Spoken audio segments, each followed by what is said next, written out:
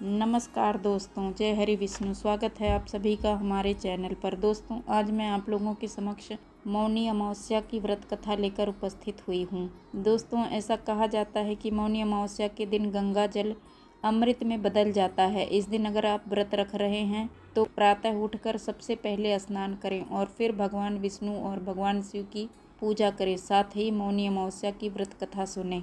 मौनी अमावस्या की व्रत कथा।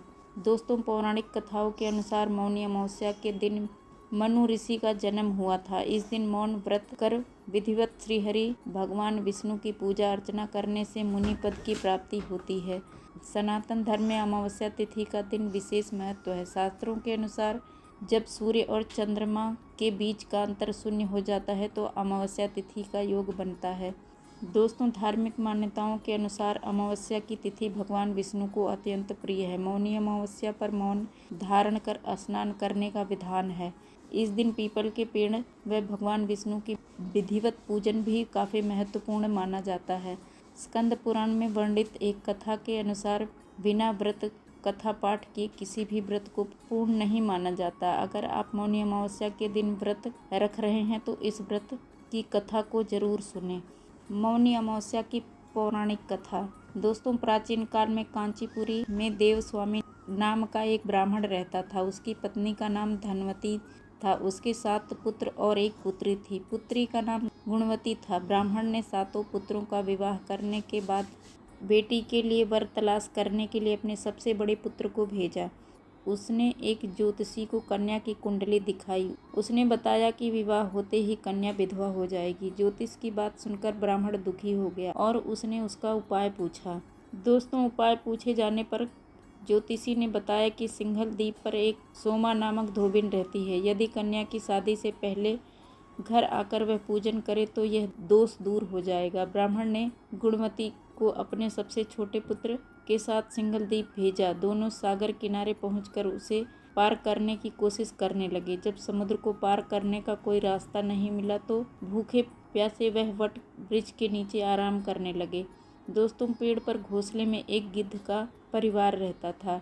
उस समय घोंसले में सिर्फ गिद्ध के बच्चे थे। वे सुबह से भाई बहन के क्रियाकलापों को देख रहे थे।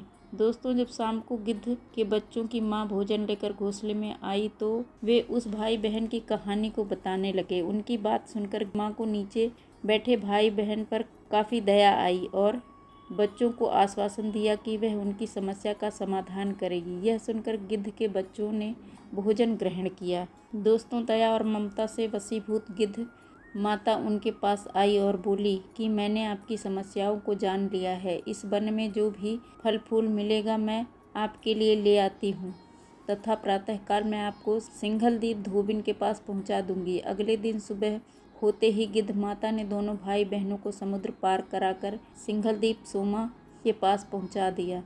दोस्तों, गुणवती प्रतिदिन सूर्योदय से पहले सोमा का घर लीप दिया करती थी। एक दिन सोमा ने अपनी बहुओं से पूछा कि प्रतिदिन सुबह हमारा घर कौन लीपता है। बहुओं ने तारीफ बटोरने के लिए कहा कि हमारे अलावा और कौन ऐसा करेगा, लेकिन सोमा को उनकी बातों पर यकीन नहीं हुआ और वह यह जानने के लिए पूरी रात जागती रही। दोस्तों, तभी उसने सुबह गुणवती को घर साफ करते हुए देख लिया और उससे उसकी परेशानी पूछी। दोस्तों, गुणवती ने अपनी परेशानी बताया, जिसे सुनकर सोमा चिंतित हो गई और उसके घर जाकर पूजा पाठ करने को तैयार हो गई। दोस्तों, सोमा ने ब्राह्मण के घर आकर पूजा किया, लेकिन इसके बावजूद गुणवती का विवाह होते ही उसके पति की मृत्यु हो गई। तब सोमा ने अपने सभी पुण्य गुणवती को दान कर दिया, जिससे उसका पति जीवित हो गया। लेकिन पुण्यों में कमी से सोमा के पति और बेटे की मृत्यु हो गई। सोमा ने सिंघल द्वीप लौटते हुए रास्ते में पीपल वृक्ष की छाया में विष्णु जी की पूजा कर 108 बार पीपल की परिक्रमा की। इसके पुण्य प्रताप से परिवार के सभी सदस्य जीवित हो उठे। इस प्रकार मौनी अमावस्या के दिन किसी पवित्र नदी में स्नान कर विधिवत भगवान विष्णु की पूजा अर्चना करने व पीपल के पेड़ की परिक्रमा करने से मनोवांछित फल की प्राप्ति होती है तथा परिवार के सदस्यों पर भगवान का आशीर्वाद सदैव बना रहता है। दोस्तों, निष्काम भाव से सेवा का फल मधुर होता है। इस व्रत का यही लक्ष्य है। दोस्तों, कथा अच्छी लगी हो तो लाइक करें, चैनल को सब्सक्राइब करना ना भूलें। धन्यवाद दोस्तों। जय हरि विष्णु।